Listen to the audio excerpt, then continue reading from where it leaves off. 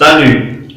Dans cette vidéo, je vais vous parler d'une pièce mécanique qu'on retrouve dans presque toutes les machines tournantes. Il s'agit des roulements. Dans ma main, je tiens l'exemple d'un roulement qu'on retrouve dans l'axe des moteurs d'une voiture.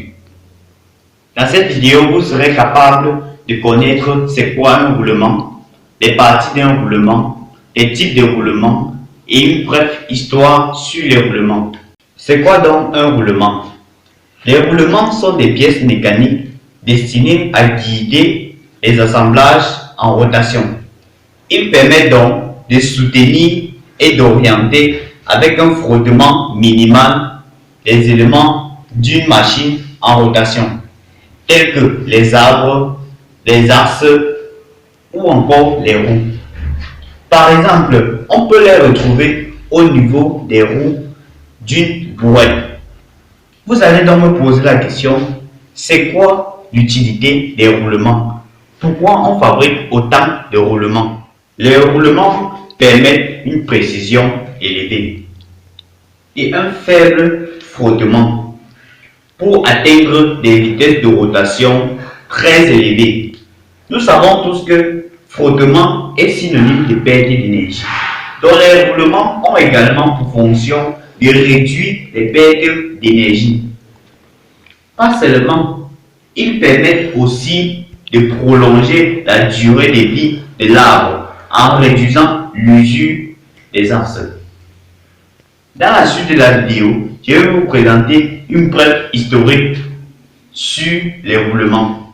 Historiquement, les roulements ont été conçus pour remplacer les glissements avec frottement qui réduisaient la durée de vie des pièces mécaniques. C'est depuis l'Antiquité qu'on observe des pièces qui ressemblent à des roulements. Mais les roulements tels qu'on le connaît aujourd'hui ont été vus pour la première fois dans les dessins de Léonard de Vinci au XVe siècle. Il a fallu attendre l'industrialisation au XIXe siècle pour avoir une production en série des roulements. Vous allez donc vous demander quelles sont les parties des roulements. Dans la suite, je vous présenterai les parties des roulements. D'une manière générale, les roulements sont constitués de 4 parties qui dépendent du type de roulement en question. Comme première partie, on a la bague intérieure. La bague intérieure, c'est l'élément qui est en contact avec l'élément tournant, qui peut être l'arbre, l'axe ou bien une partie de la roue. Comme deuxième partie, on a l'anneau extérieur. L'anneau extérieur est très souvent l'élément statique, mais elle peut jouer l'élément tournant en fonction des applications en question. Comme troisième élément des roulements, on a l'élément tournant. L'élément tournant peut être une bille ou un rouleau. C'est d'ailleurs comment on classe certains types de roulements. On verra cela par la suite. Et enfin, la quatrième partie, c'est la cage. C'est l'élément qui permet de maintenir la bille au niveau des bagues. Dans certains roulements, vous pourrez trouver des vis qui permettent d'assembler. Pour ceux qui sont intéressés à dessiner un roulement sur SolidWorks, j'ai fait un tutoriel de près de 30 minutes et qui est disponible sur la chaîne. Je mettrai le lien en description. Vous pouvez le consulter si vous voulez connaître toutes les parties d'un roulement. Dans la suite de la vidéo, on verra les types de roulements.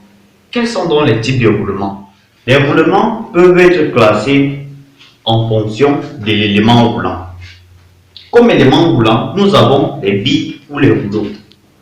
C'est ainsi qu'on a la famille des roulements à billes et la famille des roulements à rouleaux.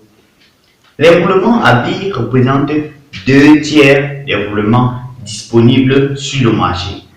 Comme roulement à billes, on a les roulements à billes à contact radial, les roulements à billes à contact oblique, les roulements rotule sur bille et les butées à billes. Comme type de roulement à rouleau, nous avons les roulements à rouleau cylindrique, les roulements à rodules sur le rouleau, les roulements à rouleau conique, les butées à rodules sur rouleau, les roulements à aiguille.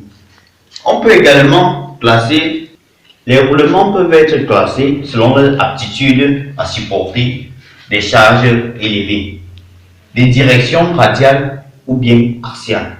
C'est ainsi qu'on distingue les roulements radiaux, qui supportent des charges principalement perpendiculaires à l'axe de l'arbre, ou encore les butées.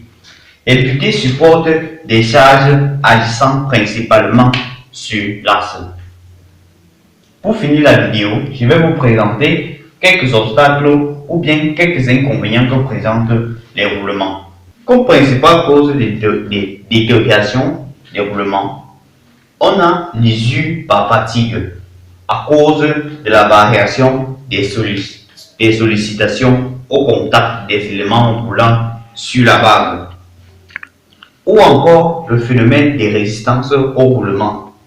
Lorsque l'élément roulant tourne sur la bague, si cette vidéo vous a plu, n'hésitez pas à liker, à poser vos questions en commentaire et à vous abonner.